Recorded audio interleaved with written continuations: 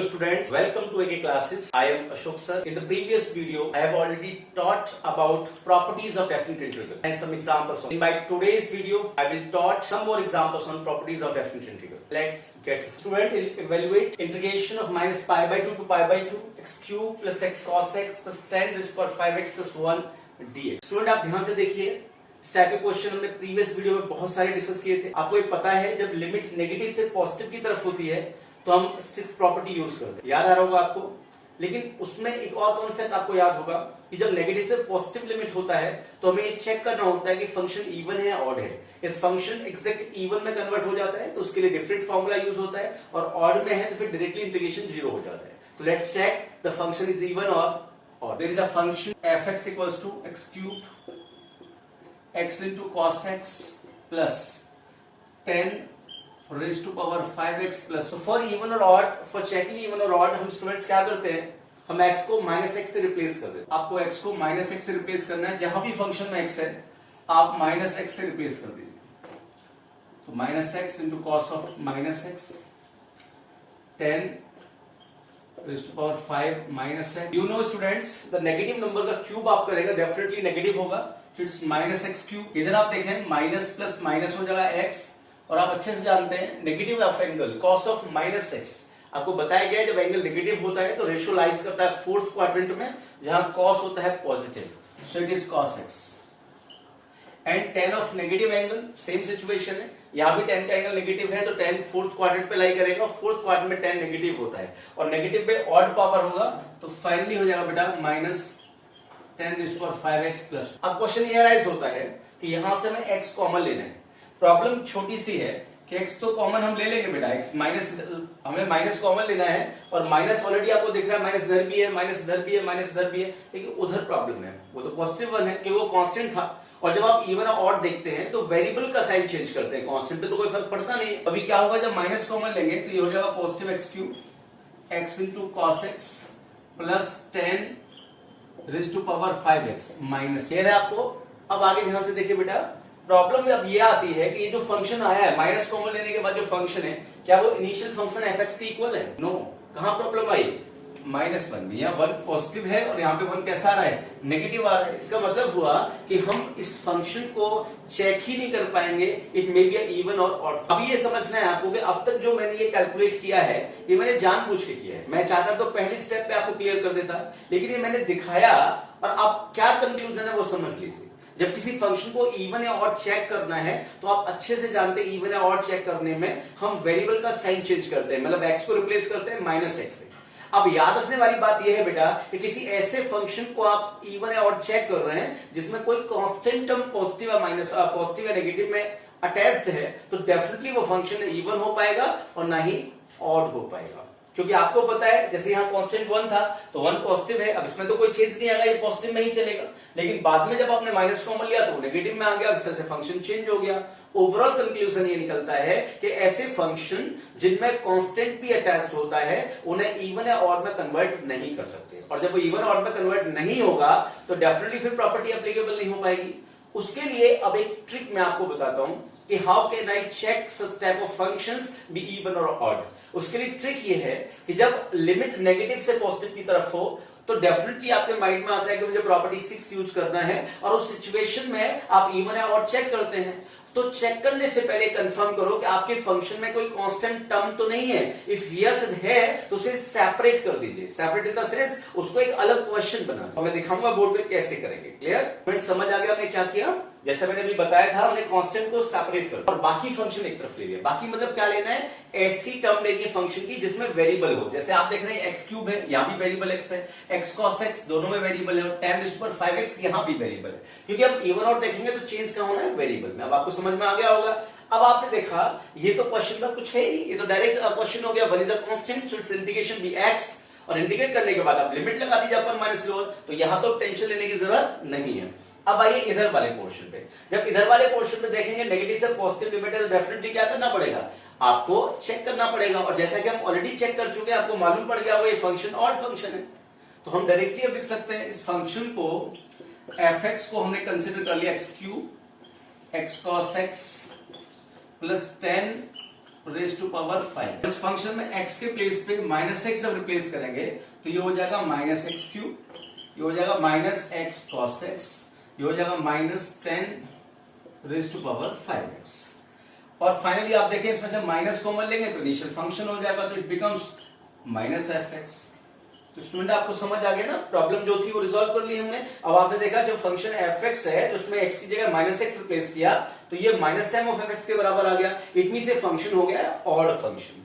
तो हम लिख सकते हैं so function F x is odd.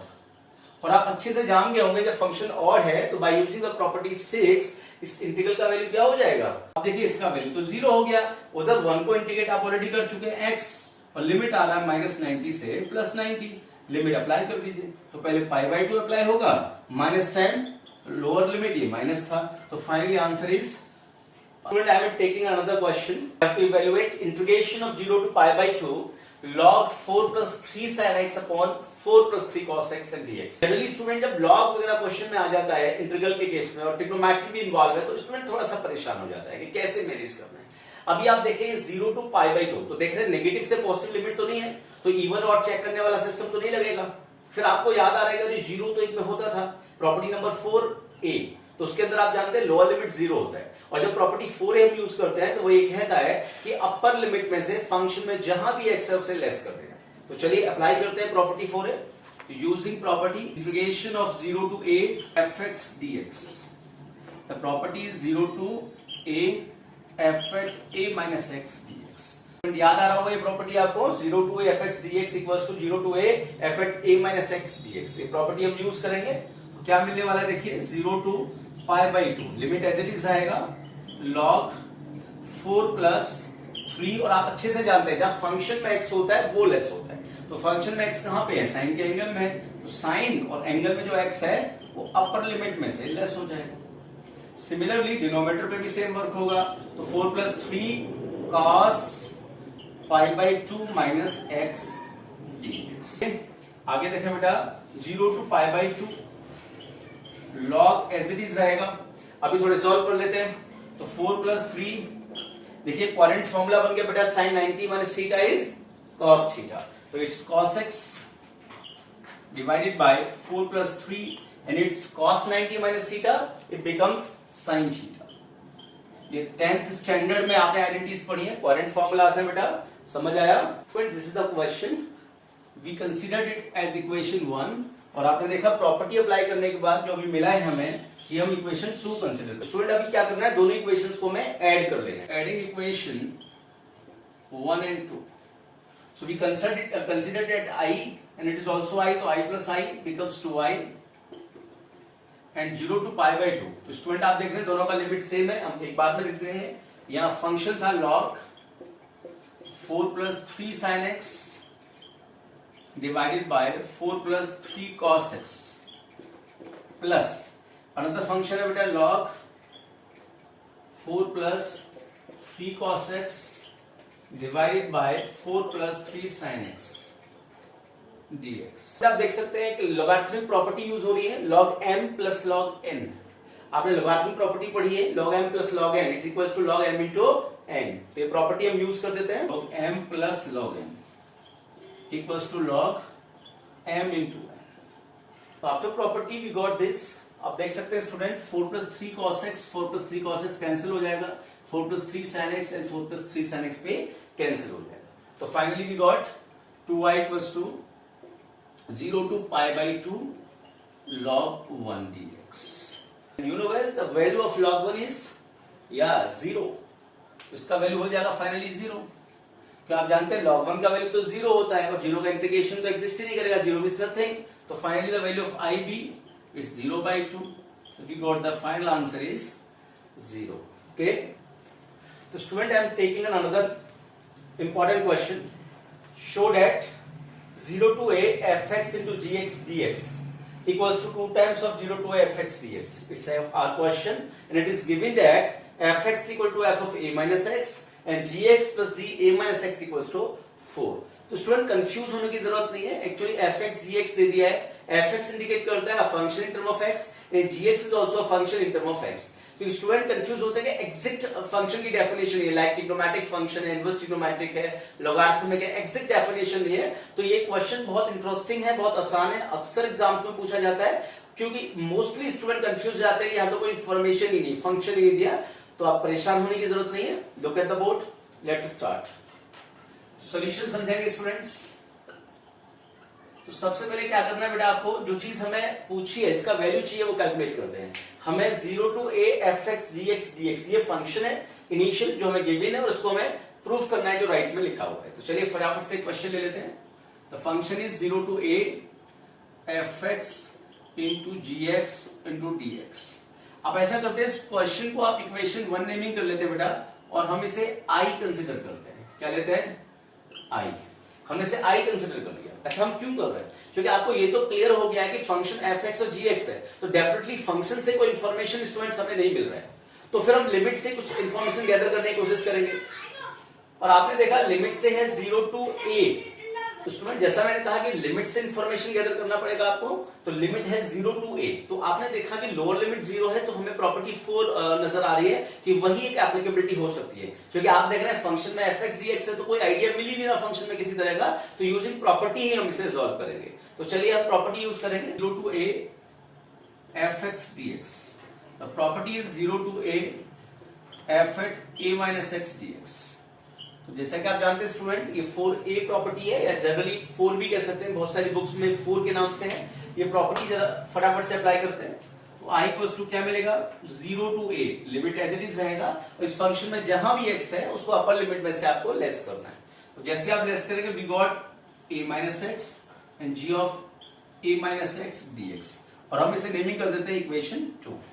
जैसा कि ऑलरेडी आप जानते हैं कि जनरली प्रॉपर्टी 4 अप्लाई करने के बाद मोस्ट ऑफ द क्वेश्चंस में हमें इक्वेशंस को ऐड करना पड़ता है। सेम वर्क यहां भी करना है, इक्वेशन 1 और 2 को हमें करना है ऐड। क्लियर? तो student after adding the both equations we got 2i equals to 0 to a fx gx plus f at a minus x plus into g a minus x dx। अभी क्या करना है आगे थोड़ा सोचिए। तो अभी हमें क्या करना है स्टूडेंट, जो चीज गिवन टर्म्स थी क्वेश्चन के अंदर उन्हें यूज करना है।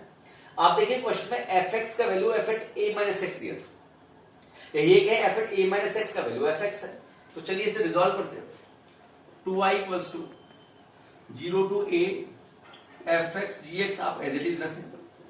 राइट वाला जो पोर्शन है इसमें f at a minus x को रिप्लेस कर देंगे बाय fx, और इनटू में g at a minus x dx, ये भी एज इट इज है। जो f at a minus x का वैल्यू fx था वो मैंने रिप्लेस कर दिया।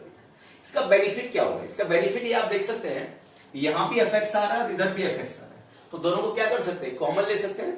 चलिए, तो 0 to a as it is रहेगा, fx कॉमन निकाल लीजिए। जब कॉमन लेंगे तो इधर बचेगा gx प्लस इधर बचेगा g at a minus x dx। अभी कुछ और नजर आ रहा है आपको? आप देखिए क्वेश्चन में एक वन मोर थिंग गिवन था आपको, gx plus g at a minus x, it's value is 4। और आप देखिए gx plus g at a minus x तो एग्जैक्ट बन गया है, तो इसके प्लेस पे क्या करने वाले हैं? हम 4 यूज कर देंगे, इनटू में gx fx dx, और ये हो जाएगा 0 to a। तो प्रॉब्लम तो नहीं किसी भी तरह की बेटा यहां तक। स्टूडेंट आप देख सकते हैं 4 is a constant quantity, so it's taken out from the integration. तो we got 2i equals to 4 as it is बाहर आ जाएगा, 0 to a fx dx। अब 2 से 4 कैंसिल होगा बेटा 2 टाइम्स, तो i equals to 0 to a fx dx, और ये आपने 2 टाइम्स कैंसिल किया तो 2 into आ जाएगा। और आप जानते हैं स्टूडेंट i क्या था? i तो हमने जो इनिशियल क्वेश्चन था उसे i कंसीडर किया था। तो चलिए फटाफट से i का वैल्यू रख देते हैं। तो i का वैल्यू था 0 to a fx into gx dx, और ये हमने ड्राइव कर दिया, प्रूफ कर दिया बेटा, 2 times of 0 to a fx dx। यही प्रूफ करना था आपको। Student I am taking another hot question, integration of 0 to pi by 2 log sin x dx। ये क्वेश्चन बहुत ज्यादा पूछा जाता है एग्जाम्स में, और इंजीनियरिंग पर्पस से भी बहुत important question. 0 to pi by 2 log sin x dx, जैसे कि आप देख सकते हैं स्टूडेंट, लोअर लिमिट 0 है, तो हम प्रॉपर्टी 4 की तरफ जाएंगे। प्रॉपर्टी यूज करते हैं 0 to pi by 2 log, जैसा कि आपको पता है फंक्शन में जहां भी x होगा वो अपर लिमिट में से लेस हो जाएगा, it's pi by 2 minus x dx। It becomes 0 to pi by 2 log sin 90 minus theta becomes cos theta। यहाँ आने के बाद स्टूडेंट एक कंफ्यूजन होता है कि भाई हमने प्रॉपर्टी साइन में लगाया, वो कॉस में कन्वर्ट हो गया, अभी मैं फिर से इसमें प्रॉपर्टी लगा दूं कॉस में, तो cos 90 minus theta becomes sin theta, तो लौट के हम क्वेश्चन पे पहुंच जाएंगे। तो फिर रिजॉल्व कैसे करें क्वेश्चन में? इसका मतलब कोई दूसरा रास्ता हमें चुनना पड़ेगा। डायरेक्टली जब आपने प्रॉपर्टी 4 लगा दिया इसमें, तो इट बिकम्स cos, और फिर मैं प्रॉपर्टी 4 लगाऊं क्योंकि मेरे पास चॉइस ही नहीं है, लोअर लिमिट 0 है, तो माइंड में वही आता है कि वही प्रॉपर्टी यूज करनी है, तो ये फिर से क्वेश्चन बन जाएगा, तो रिजॉल्व तो हुआ ही।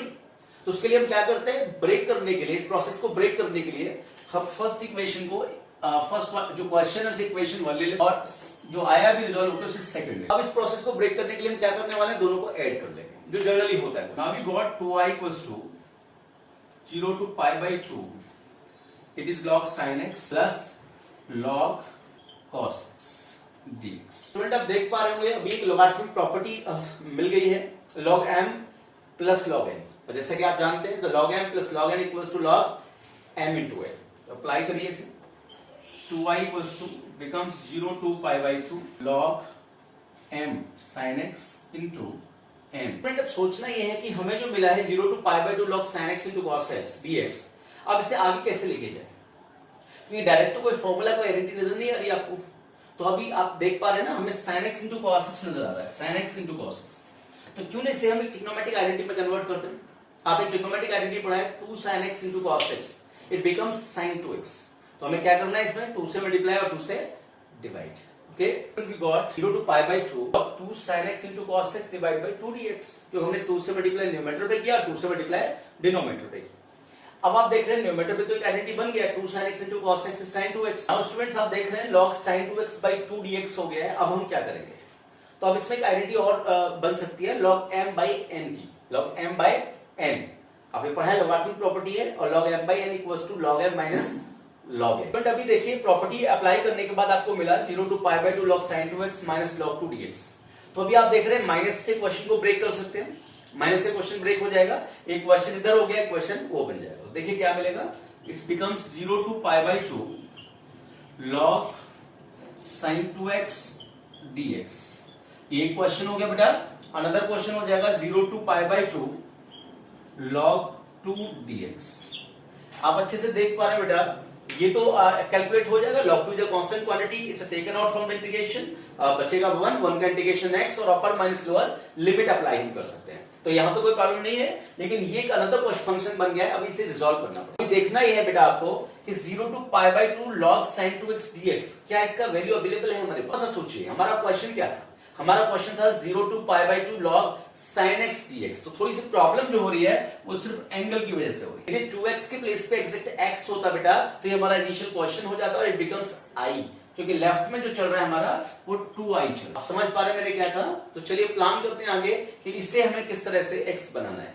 जैसा कि आप जानते हैं बेटा कि ये 2x है, और यहाँ पे आप इंटीग्रेट जो कर रहे हैं वो x के रिस्पेक्ट कर रहे हैं। ऐसा आपने इंडेफिनिट इंटीग्रेशन में पढ़ा है कि जब फंक्शन स्टैंडर्ड फॉर्म में नहीं होता तो हम सब्स्टिट्यूशन मेथड यूज करते हैं। तो आपने देखा यहाँ 2x एंगल में, और आपको चाहिए x, तो हमें क्या करना पड़ेगा, उसके लिए हमें 2x को x बनाना पड़ेगा, और उसके लिए हमें इसे सब्स्टिट्यूट करना पड़ेगा। हमें क्या करना है आपको बताया, अभी सब्स्टिट्यूट कर लेते हैं। अब 2x को आप t सब्स्टिट्यूट कर ले, सब्स्टिट्यूट करते हैं तो डिफरेंशिएशन करना पड़ता है, आप जानते हैं। तो हम इसे डिफरेंशिएट करेंगे with respect to x, 2 into x का डेरिवेटिव 1 हो जाएगा बेटा, it's dt by dx and dx becomes dt by 2।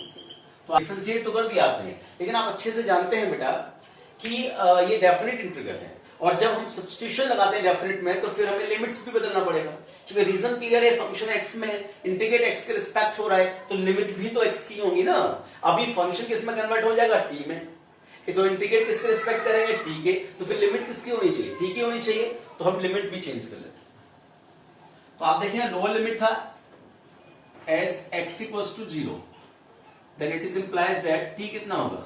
तो आप जानते हैं बेटा लिमिट कहां से चेंज होता है, जो टर्म आपने सब्स्टिट्यूट किया उससे लिमिट चेंज हो। आपने देखा लोअर लिमिट 0 है, तो x के प्लेस पे 0 डाल दे, 0 का डबल करेंगे तो क्या मिलेगा, 0 ही मिलेगा, तो t भी 0 हो जाएगा। अनदर अपर लिमिट क्या है बेटा, x इक्वल्स टू है पाई बाई 2, x पाई बाई 2 है, तो आप t निकालेंगे तो क्या करेंगे, इसका डबल करेंगे तो पाई हो जाएगा। तो इस तरह से हमने लिमिट भी चेंज कर लिया है। अब क्वेश्चन में क्या इंपैक्ट होगा ये देखिए। तो फाइनली क्वेश्चन बन जाएगा आपका 2i equals to, lower limit तो 0 ही था, अपर लिमिट हो गया पाई, लॉग साइन और 2x को हमने क्या लिया है t, और dx की वैल्यू क्या निकाली है बेटा, dt बाई 2।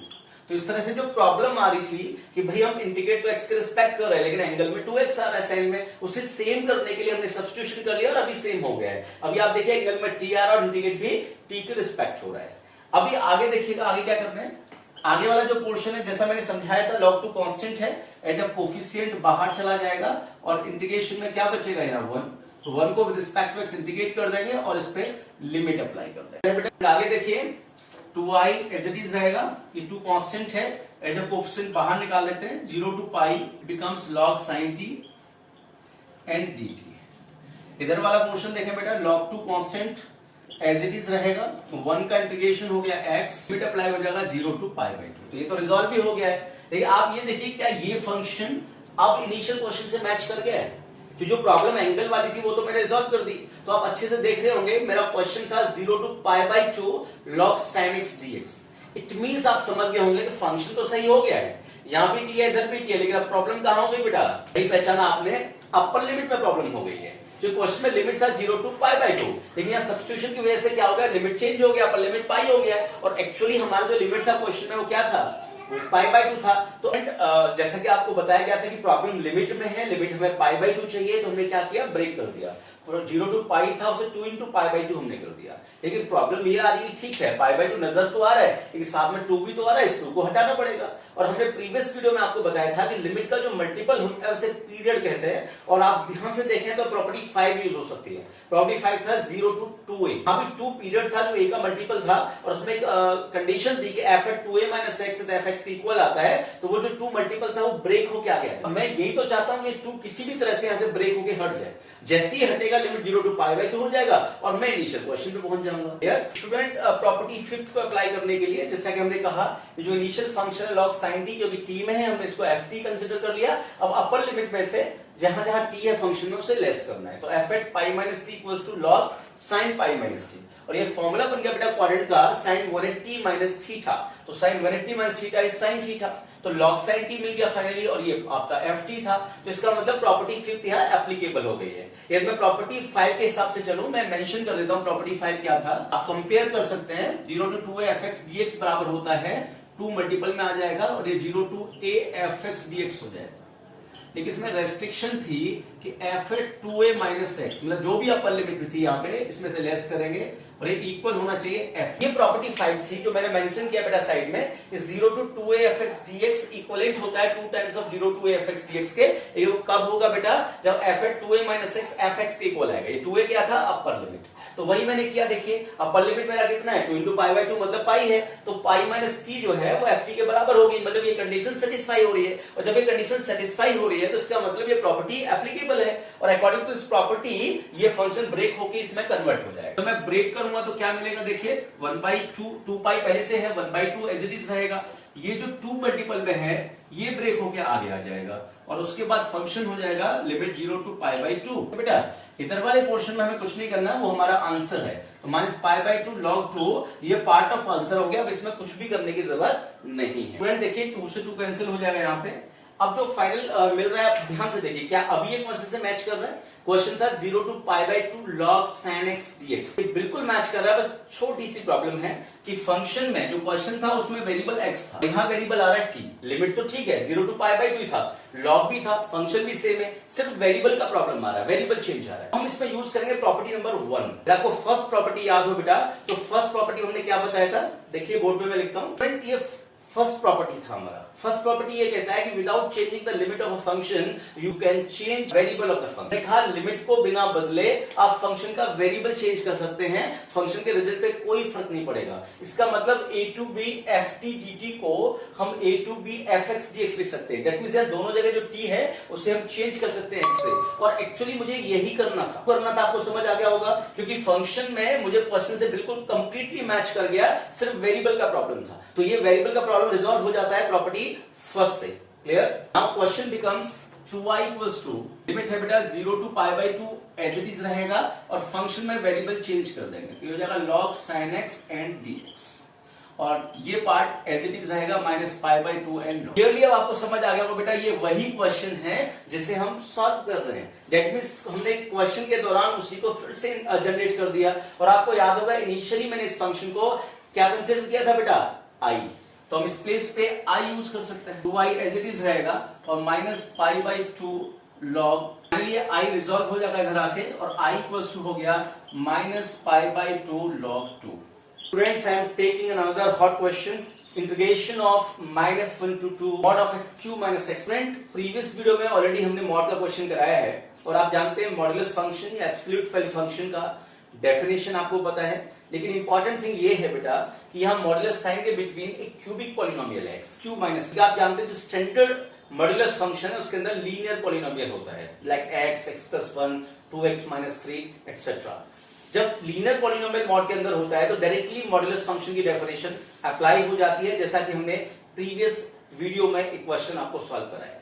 लेकिन प्रॉब्लम तब अराइज होती है जब मॉड के अंदर फंक्शन पॉलिनोमियल नहीं होता, मतलब लीनियर पॉलिनोमियल नहीं होता, तब हम उसे कैसे रिजॉल्व करेंगे। It's a very very important hot question, so look at the board, let's start. सबसे पहले क्या करना है आपको, ये जो फंक्शन है मॉड के अंदर जो टर्म है उसे रिजॉल्व करना पड़ेगा। जैसा कि आप जानते हैं इस फंक्शन को हमें इंटीग्रेट करना है और कोई भी मॉडुलस का फंक्शन तब तक इंटीग्रेट हो ही नहीं सकता जब तक मॉड रिजॉल्व ना हो जाए, या आसान भाषा में कहें मॉड को हटाना है। जब तक मॉड नहीं हटेगा हम इसे इंटीग्रेट नहीं कर सकते। तो अब क्वेश्चन ये राइज होता है मॉड कैसे हटेगा। जैसा कि मैंने अभी भी कहा कि यदि लीनियर पॉलिनोमियल होता मॉड के अंदर तो हम मॉडुलस फंक्शन की डेफिनेशन के थ्रू से हटा लेते, लेकिन क्योंकि ये लीनियर नहीं है तो वो रास्ता भी हमारे लिए बंद। तो हमें प्लान करना पड़ेगा how can I remove the modulus function. Student, हम इसे fx कंसीडर कर लेते हैं और अब एक काम करते हैं, इस फंक्शन को आप फैक्टराइज कर लेते। फैक्टराइज कर सकते हैं आप, यहां से x कॉमन मिल जाएगा आपको, we got x² - 1।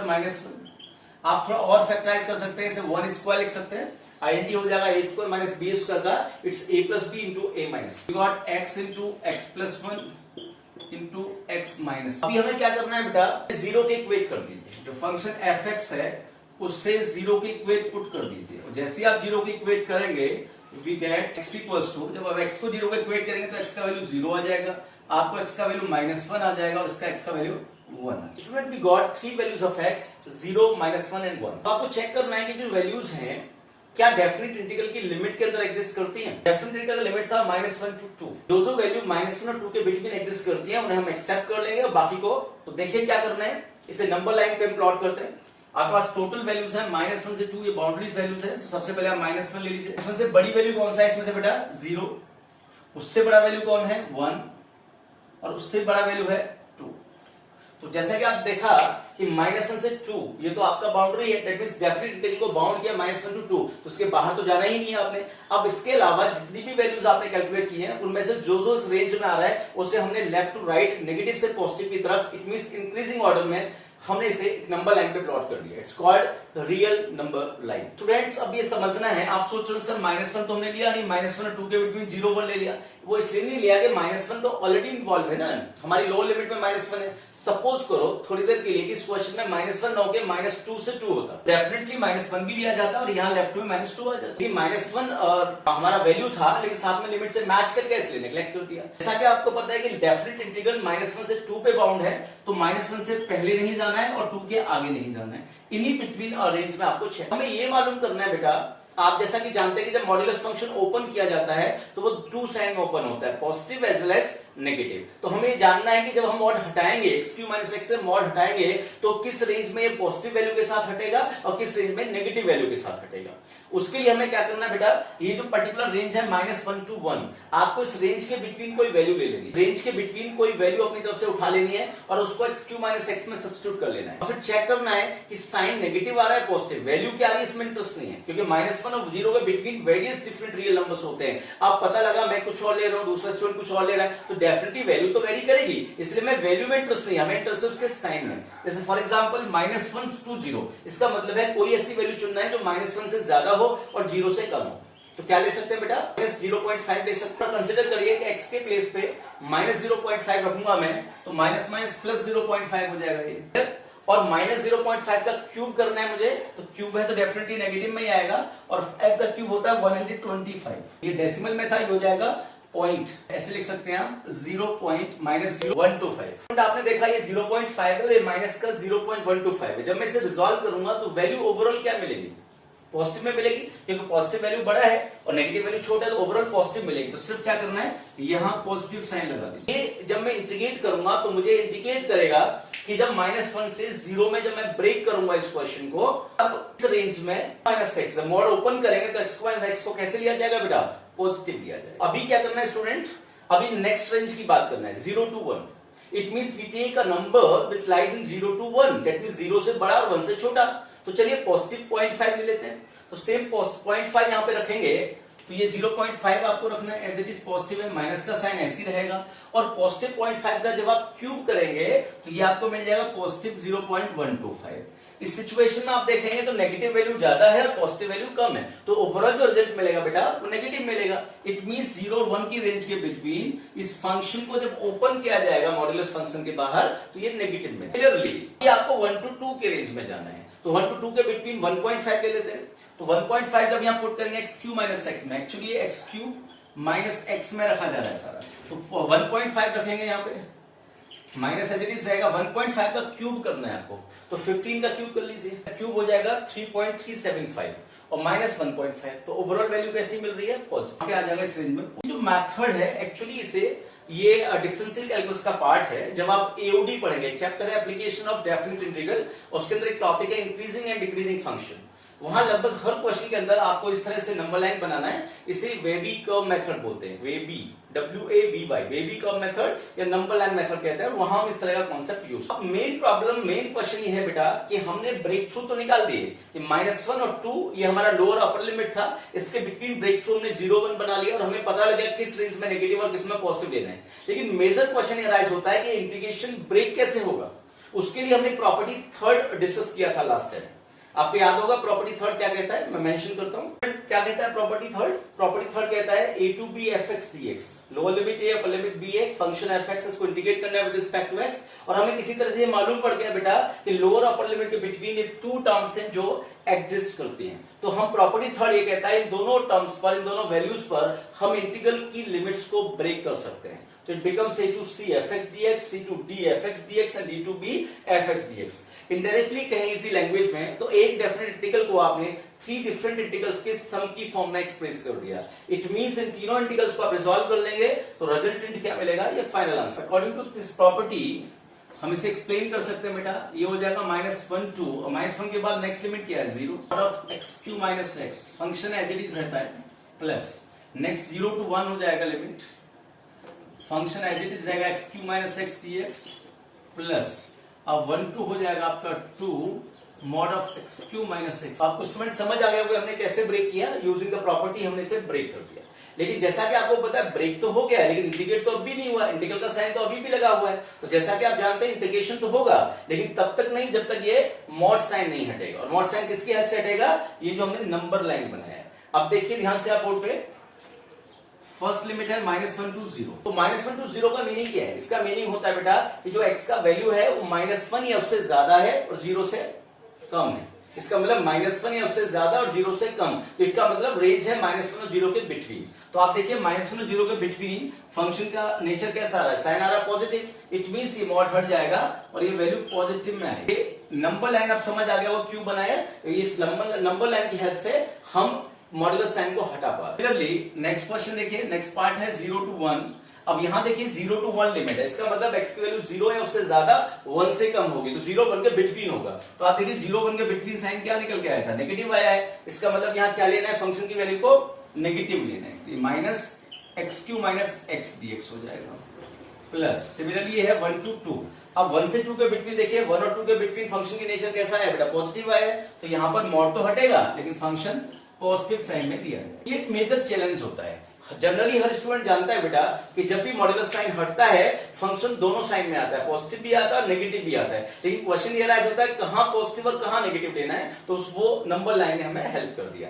अब आप देख सकते हैं क्वेश्चन बहुत आसान हो गया है। प्लीज आप देख सकते हैं अब तो बहुत ईजी हो गया, मॉड्यूलस सिंबल हो गया, हट गया है, 3 डिफरेंट क्वेश्चन हो गए। तो अभी हमें क्या करना है, जस्ट इंटीग्रेट कर देना है और लिमिट अप्लाई कर देना है। जैसा आप जानते हैं कि सिंपल इंटीग्रेशन है, x क्यूब का with respect to x integration होगा x⁴ 4/4 एंड x का रिस्पेक्ट टू x इंटीग्रेशन होगा x²/2। और जैसा कि आप जानते हैं एवरी फंक्शन सेम है तो सबका इंटीग्रेशन यही होगा, सिर्फ लिमिट डिफरेंट है। लिमिट -1 to 0 है, अप्लाई कर देंगे, यहाँ 0 to 1 अप्लाई करेंगे और यहाँ 1 से 2 अप्लाई करेंगे। बाद आप जानते हैं लिमिट कैसे अप्लाई होता है बेटा, पहले अपर लिमिट फिर -10 लोअर लिमिट होता है। तो यहाँ अपर लिमिट 0 था, 0 रखेंगे तो कंप्लीट 0 ही हो जाएगा। अब -1 ये लगा दिया, इसमें पहले अपर लिमिट 1 लगाना है, 0 लगाने का कोई फायदा ही नहीं है। इधर अपर लिमिट 2 अप्लाई किया और फिर -10 लोअर लिमिट अप्लाई किया। क्लियर? हमने इसे रिजॉल्व कर दिया बेटा, और रिजॉल्व करने के बाद आप देख सकते हैं हमारा फाइनल आंसर आ गया 11/8। I hope that you have understood whatever I taught. If you have any problem, please comment in the comment box. I will resolve them in the next video. Thank you very much.